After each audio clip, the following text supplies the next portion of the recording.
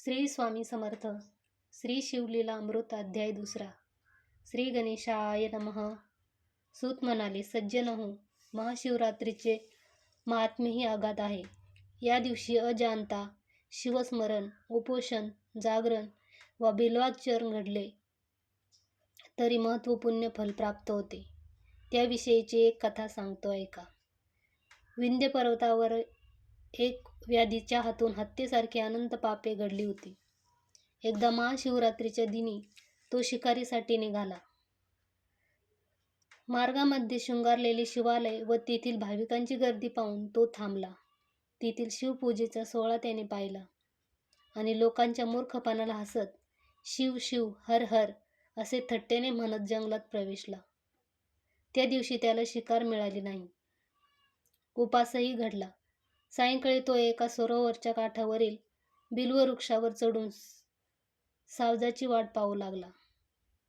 वेळ जाण्यासाठी शिवनाम घेत एक एक बिल्वपत्र खुडून खाली टाकू लागला. ती पाने ब्रह्मदेवाने त्या झाडाखाली स्थापलेल्या शिवलिंगावर पडत होती.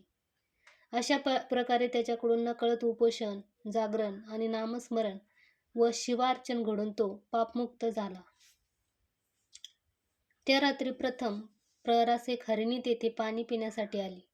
तिला पाहून व्याधीने बाण रोखला. ते पाहून हरिणी म्हणाली, कृपा करून मला मारू नकोस. मी गर्भवती आहे. बाळांना जन्म देऊन उद्या सकाळी परत येण्याचे मी तुला वचन देते. तिची मनुष्यवाणीतील बोलणे ऐकून व्याधाला नवल वाटले. त्याने तिला तिची पूर्वकथा विचारली असता ती म्हणाली, मी रंभा नावक अप्सरा असून हिरण्य नावाच्या दैत्याशी रम्मान झाले. शंकराचे भजन पूजन विसरले म्हणून शिवशापाने मी माझ्या 2 सख्या व तो दैत्य या सर्वांना मृग जन्म मिळाला आहे. 12 वर्षांनी मी पुन्हा स्वर्गात जाईन. तिच्या बोलण्यावर विश्वास ठेवून त्या व्याधाने तिला जाऊ दिले आणि पुन्हा शिवनाम घेत बिल्वपत्र तोडू लागला.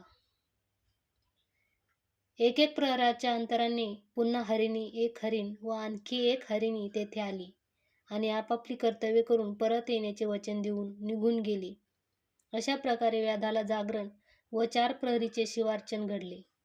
सकाळी तो मृग परिवार व्याधापाशी आला व शावकांसह ते सर्वजण व्याधाला आधी मला मार अशी विनंती करू लागले. ते पाहून व्याधाचे हृदय कळवळले. त्याने त्या सर्वांना नमस्कार केला. तेव्हा त्याला दिव्य रूप प्राप्त झाले. हरिणांनाही मूळचे स्वरूप मिळाले. तेवढ्यात तिथे एक दिव्य विमान आले. त्यात शिवगण होते.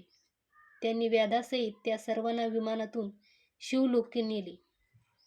शिवलीला अमृत अध्याय 2 समाप्त. श्री स्वामी समर्थ.